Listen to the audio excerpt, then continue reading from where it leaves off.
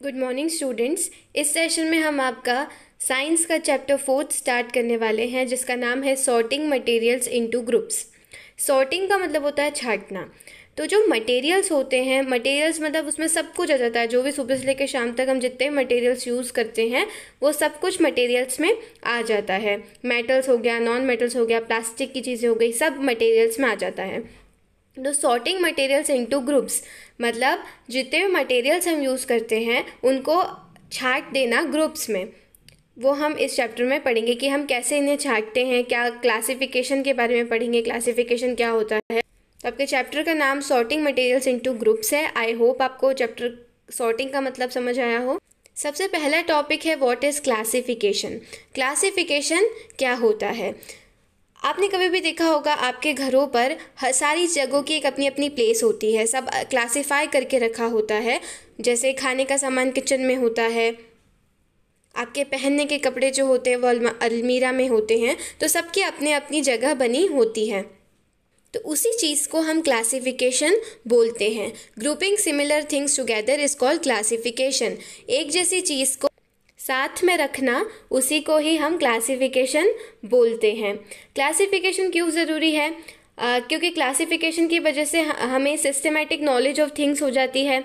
Systematic of knowledge of things हमें उसे समझने में बहुत ज़्यादा सहूलियत मिलती है। तो इसकी वजह से हमें सिस्टमेटिक नॉलेज ऑफ थिंग्स हो जाती है। इसके साथ साथ have a general idea about all the members of the group. हम जो भी एक जनरल आइडिया हो जाता है कि खाने का सामान यहाँ रखा है।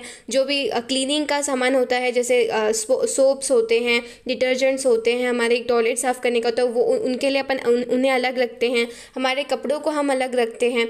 तो उसके लिए हमें आइडिया हो जाता है, हमें पता होता है कि हमें जो चीज़ चाहिए हमें कहाँ पर वो मिलेगी। जैसे अगर आप सुपर मार्केट्स वगैरह में कहीं पर भी जाते हैं तो सबके लिए सब्जियां का कॉलम अलग होता है, फ्रूट्स का कॉलम अलग होता है, कपड़ों की शॉप अलग होती है। तो ऐसा क्यों होता है? ताकि लोगों को दिक्कत ना हो, सब लोग समझ पाए कहाँ पर क्या चीज़ है।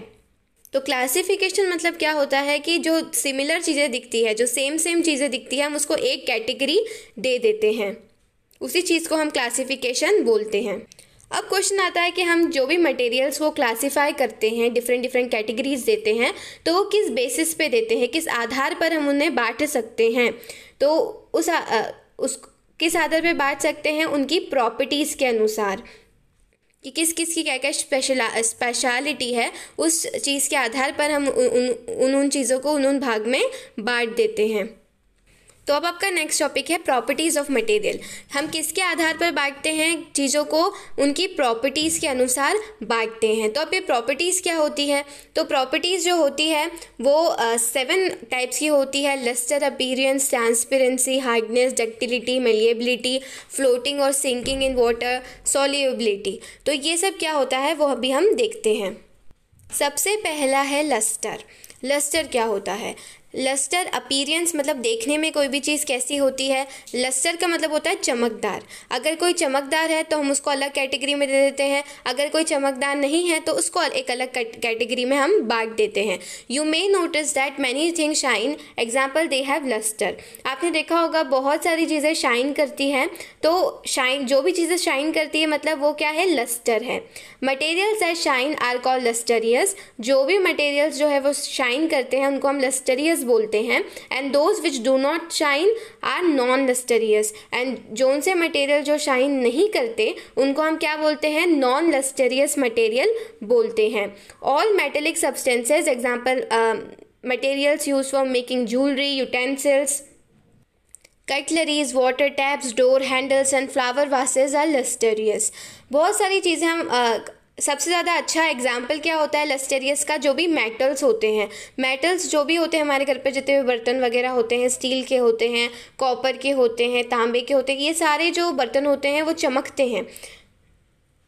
क्यों चमकते हैं? क्योंकि वो मेटल होते हैं और वो लस्टरियस होते हैं। बहुत सारे जैसे यूटेंसिल्स हम हमारे घरों में यूज़ करते हैं, साथ में हम बहुत सारी कटलरी यूज़ करते हैं। कटलरी मतलब ये चम्मच वगैरह जो होते हैं वो भी बहुत ज़्यादा चमकते हैं। नल वगैरह होते हैं, डोर के, हमारे दरवाज़ों के जो हैंडल्स होते हैं, फ्लावर वासेस होते हैं, ये सब सारे लस्टरियस होते हैं। तो इनको हम एक कैटेगरी में बांट देते हैं। अब जो भी चीज़ें लस्टरियस होती है ना, जो चीज़ें चमकती है ना, वो देखना समय के साथ साथ वो अपनी चमक भी खो देती है। On expose to air most metals lose their lustre in a course of time. बहुत सारे मेटल्स ऐसे होते हैं जो समय के साथ साथ अपनी चमक खो देते हैं। We then say that the metal is tarnished. इस केस में हम क्या बोलते हैं कि वो मेटल जो है वो टार्निश हो गया है। टार्निश मतलब उसमें जंग लग गई है या फिर वो थोड़ा काले पड़ जाते हैं। जैसे हमने सिल्वर के जो स्पून्स होते हैं वो क्या हो जाता है, समय के साथ साथ काले पड़ने लगती हैं सिल्वर की चीज़ें। तो इसका मतलब क्या हो जाता है, वो टार्निश होने लगते हैं। जैसे ही वो एयर की कॉन्टैक्ट में बहुत ज़्यादा आते हैं तो वो क्या होने लग जाते हैं, टार्निश होने लग जाते हैं। बहुत सारा रिएक्शंस होता है एयर के साथ उनका, और वो टार्निश होने लग जाते हैं। तो जो चीज़ें लस्टरियस होती है और जो चीज़ें नॉन लस्टरियस होते हैं उनको हम बांट देते हैं कैटेगरी में। सेकेंड चीज़ है ट्रांसपेरेंसी। ट्रांसपेरेंसी क्या होता है कि हमें उसके पीछे दिख पा रहा है या नहीं। ठीक है, कोई भी चीज़ के पीछे अगर हम देख सकते हैं तो वो चीज़ क्या है, ट्रांसपेरेंट है। तो सबसे पहला है ट्रांसपेरेंसी में transparent. Transparent material for example glass and some plastics allow most of the light falling on them to pass through. Transparent materials वो होते हैं जो अपने अंदर से लाइट को पास होने देते हैं। जैसे बहुत सारे ग्लास हो गए, प्लास्टिक हो गया, अगर पानी भी ट्रांसपेरेंट होता है तो इनके बीच में से हम देख सकते हैं, लाइट आराम से पास हो सकती है। तो जो ट्रांसपेरेंट मटेरियल होते हैं उनको हम एक कैटेगरी में बांट देते हैं। इसके बाद आते हैं ट्रांसलूसेंट मटेरियल्स।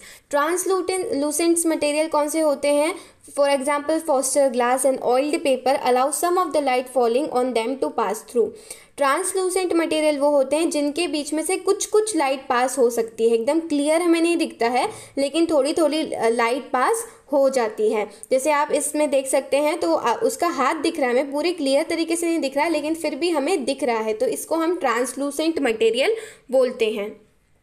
उसके बाद हो गया ओपेक मटेरियल। ओपेक मटेरियल क्या होते हैं, जिनके बीच में से हम देख ही नहीं सकते। जैसे वुड हो गई, कार्डबोर्ड हो गया, एक कार्डबोर्ड हो गया या फिर एक लकड़ी का टुकड़ा हो गया, उसके बीच में से हम नहीं देख सकते, तो उनको हम क्या बोलते हैं, ओपेक मटेरियल बोलते हैं, जिनके आर पार हम नहीं देख पाते।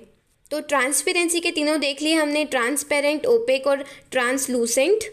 ट्रांसपेरेंट कौन से होते हैं, जिनके आर पार हम आसानी से देख पाते हैं, लाइट आराम से पास हो जाती है। ट्रांसलूसेंट के कौन से होते हैं, जिनके आर पार हम थोड़ा बहुत देख सकते हैं, थोड़ा हमको धुंधला दिखता है लेकिन हम देख सकते हैं। ओपेक मटेरियल कौन से होते हैं, जिनके आर पार हम बिल्कुल भी देख ही नहीं सकते। आई होप आपको ये ट्रांसपेरेंसी समझ में आया हो। तो हम ट्रांसपेरेंसी के आधार पर भी हम मटेरियल्स को बांट सकते हैं। उसके बाद जो है वो है हार्डनेस।